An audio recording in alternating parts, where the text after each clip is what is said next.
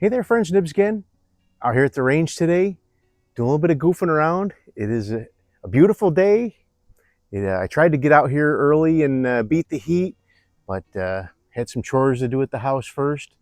So it is starting to get pretty warm out here.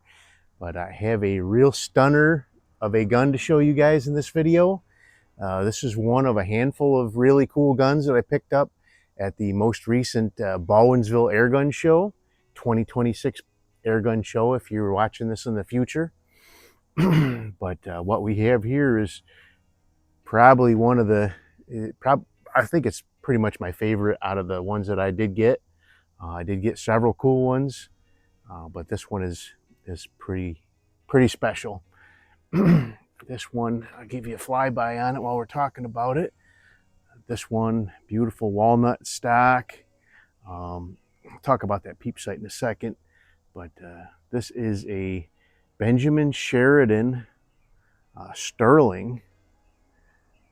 This is a model, this is the HR81. They also had an HR83, which was a little more ornate, had some checkering and stuff on it. The HR83 also would have came with a peep sight, which I like to shoot with a peep sight. So the HR83 would have came with that sight right there, the Williams AP sight. This one does come with a regular buckhorn, which I did remove. I have it safely tucked away. It's in a empty pellet tin marked appropriately for this gun and stuck away in one of my filing cabinets, so we'll be able to find that down the road. Just an absolute beautiful gun. The bluing on this is, I say it's TX200, and that's a very big compliment. Really is a very big compliment. Let's see here.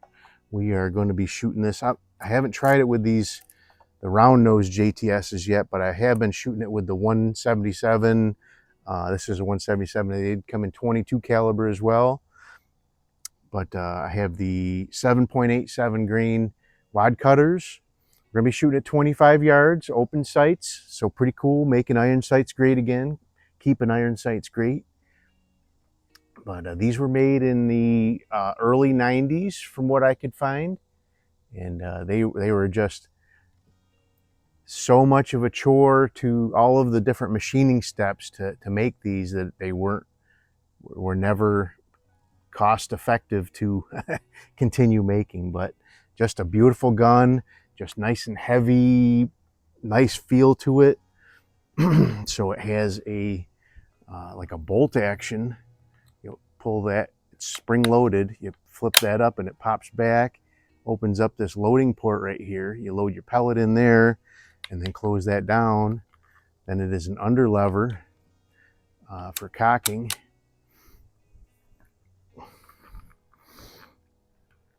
I do like the under lever where it's not pulling back that big metal guillotine that's going to potentially take off your finger.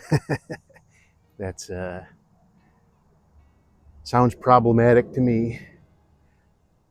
I have a couple of and I'm not really too worried about the German ones. I have a couple of different German ones with that kind of a setup, but the Chinese ones,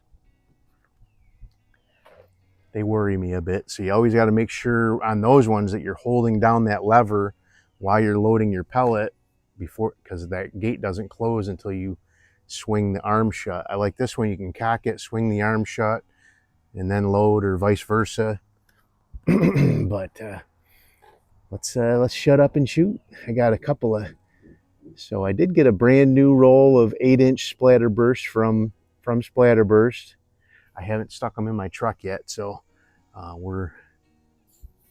do have my roll of, I think they're 4-inch, but I did just stick a couple of the 1-inch pasters on my piece of paper there. That should be sufficient. I can't see where that shot landed. That is one benefit of the actual using big splatter burst, but all right. So I'm still going high and left. I was going high and left when I was sighting it in. Could use a little bit. Let me see here. So I'm going to come back, come down.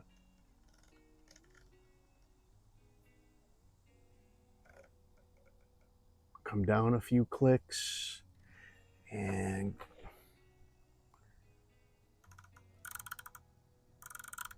right a few more clicks.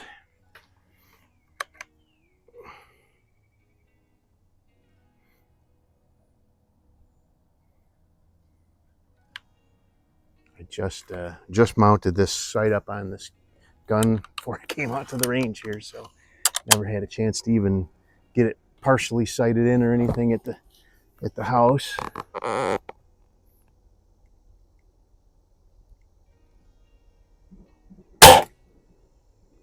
So I am taking that little tiny dot and sticking it. I do have a post in the front there right now. Might have come down a little too much. Let me shoot another one and see where that one goes, and we'll make an adjustment accordingly.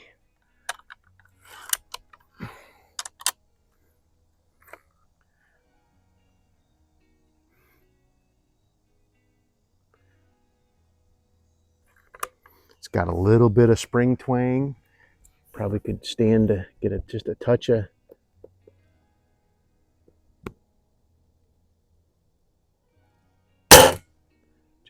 of spring tar on there. It's not bad at all. All right, so that one's on the paster. Let's continue on and do a group now with that splatter burst, and then I'll switch over and we'll try the 8.7s, the round nose, and see where they get us.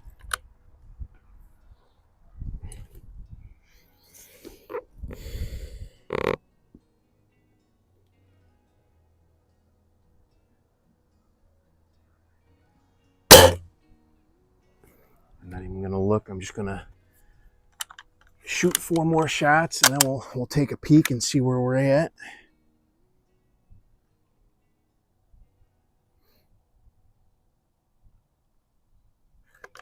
This does have dovetails on here, so we can mount a scope up on it down the road if we feel like it.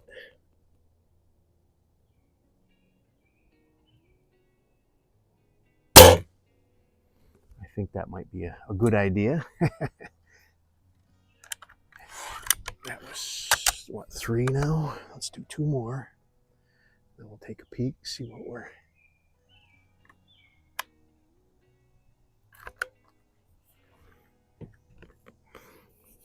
That little dovetail is pretty tight, and things just tuck right in there good, but sometimes they can start to walk out of the groove a little bit.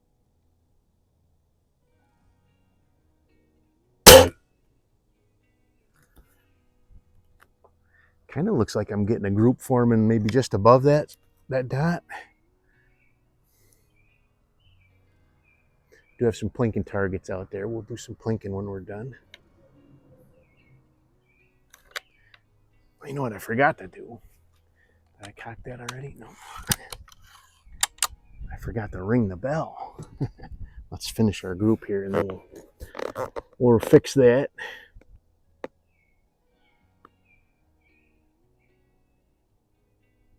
Got a little smoke on that one. That sounded like a good little crack. Let's take a peek at that.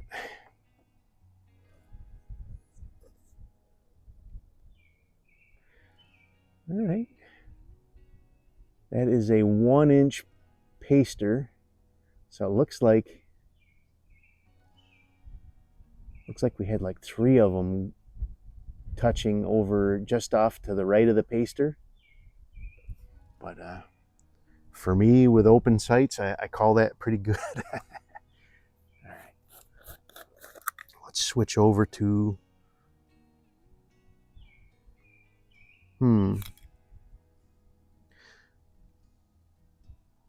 Those are not 8.7s. There's 22 caliber pellets in there and 22 caliber slugs in there, but definitely. So I remember what happened now. I had some pellets sitting out on the table over at the air gun show, and I dumped them in that tin. They were just a bunch of mix match. So we're going to keep on with these then. Because I didn't bring any other pellets out with me. I think it did all right though, so we'll keep on with these.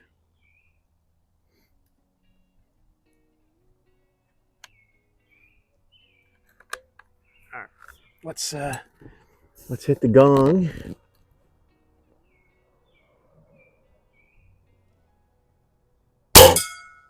Pating.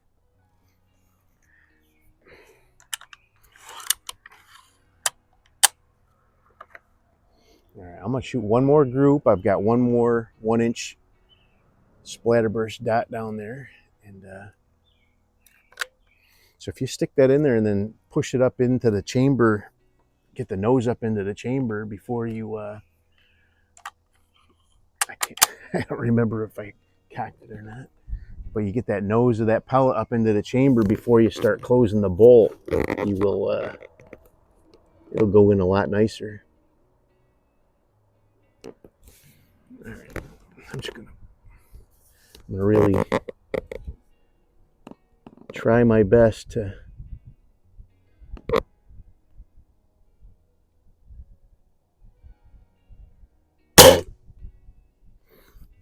I forgot my rear bag, so I'm using what the range has available here.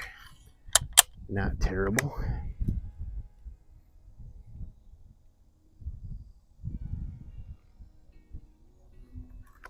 Yeah, that works much better.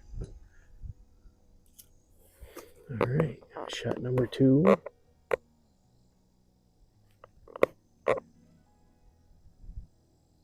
So as with any Springer, you want to make sure you try to do exactly the same thing each time, or else you'll really throw off your shots.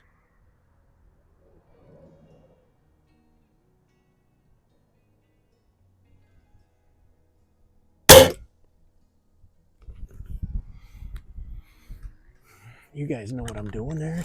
How am I doing?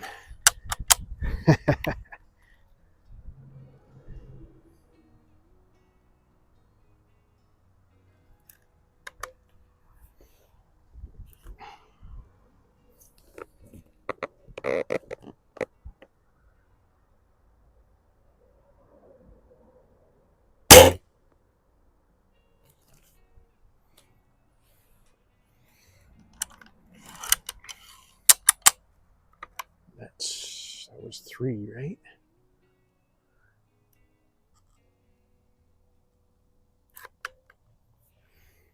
You can actually get that pellet right up in there pretty good.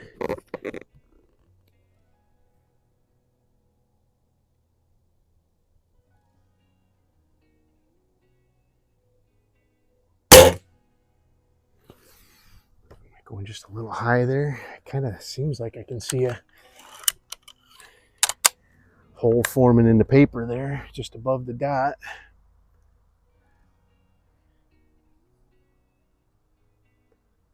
Might could use a couple clicks down, I guess. Okay, last one on the splatterburst.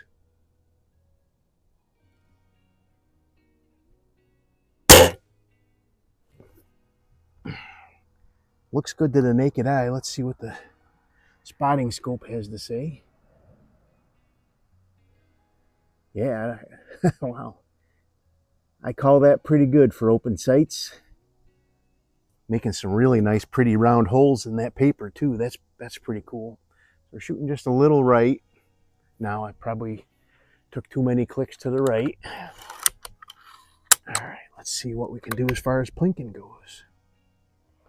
So again, you just drop that pellet into the groove and then kind of push it up into the chamber, get the nose past the lip of the chamber, and really makes things go well. All right, I don't know if this thing's going to have enough power to knock over that big ram, but we'll give it a try.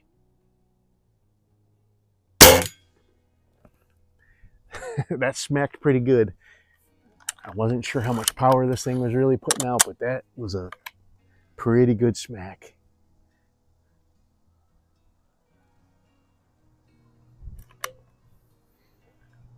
All right. So now I've got my little spinner rack up there. Let's hit the chicken.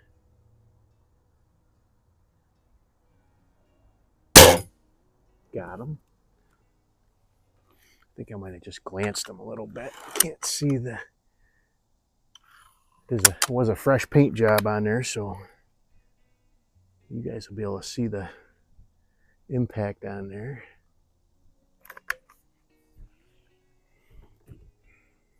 All right, now the turkey of that spinner rack. Did I hit that chicken like right on the tail?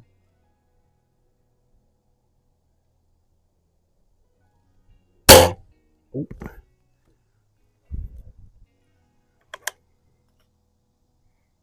Not sure where that missed. That turkey's hard to see.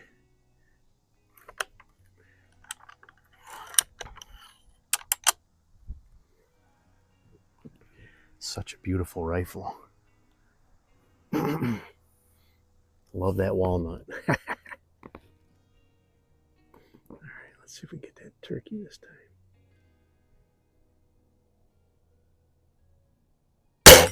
There he is.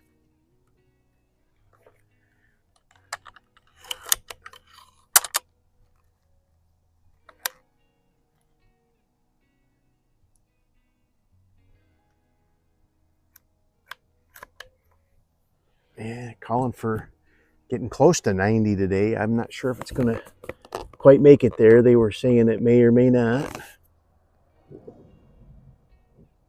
All right, so let's hit the 22 size turkey. Smack.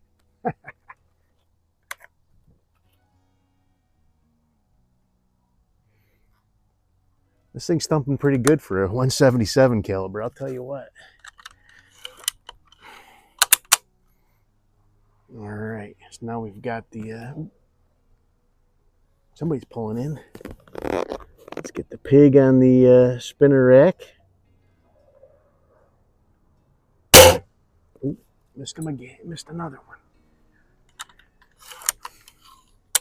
That's tough with open sights though.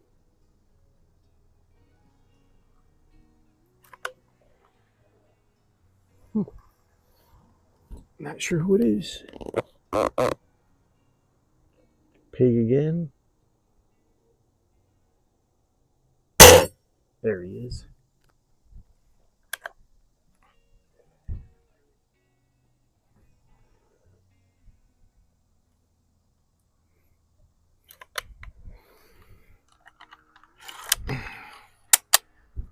All right. 22 pig. Smack.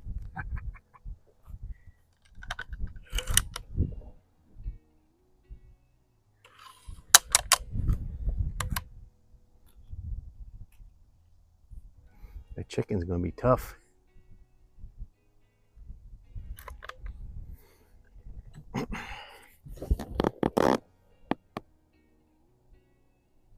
Let's get the ram.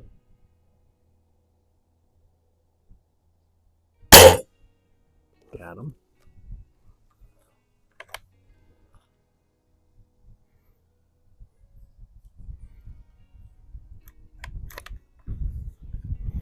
All right, now can I get that chicken? Did I cock that?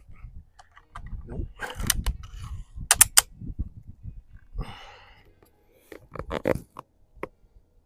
All right. He's a little guy. I can barely see him.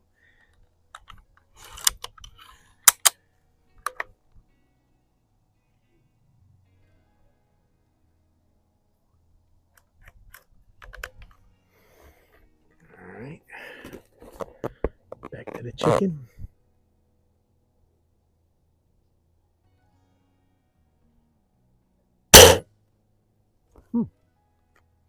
don't know where I'm missing them.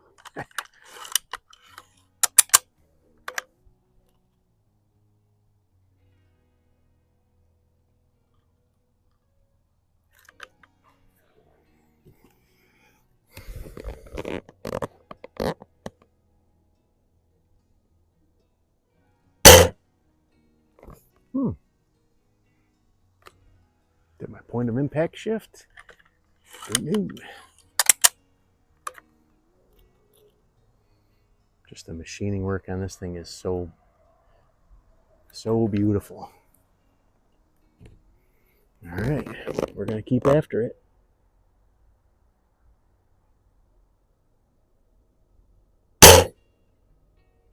Wow.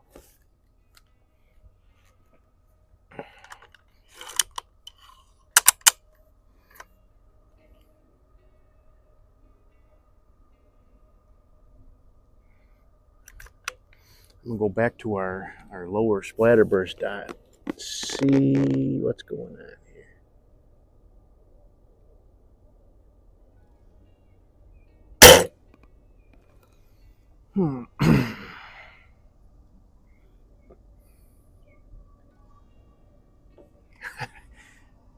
Still right there. Oh, I don't know.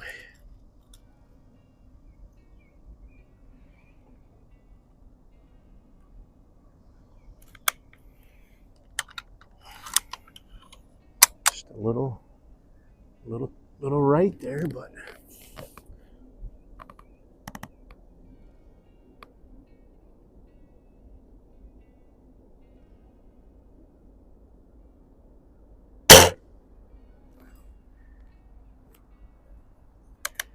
this guy's gonna be the death of me.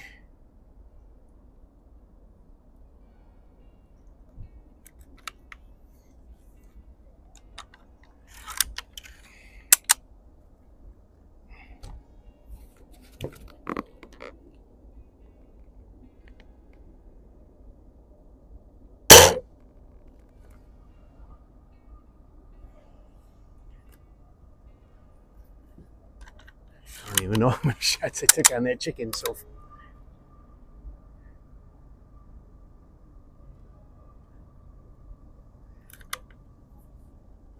Should have started with that one, I guess.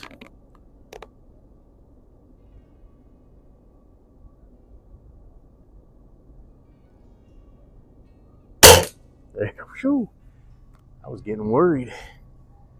All right, let's do one more pating and we'll wrap it up.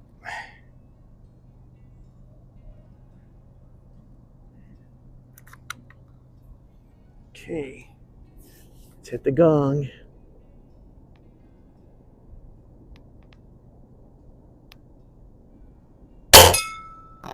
Pating.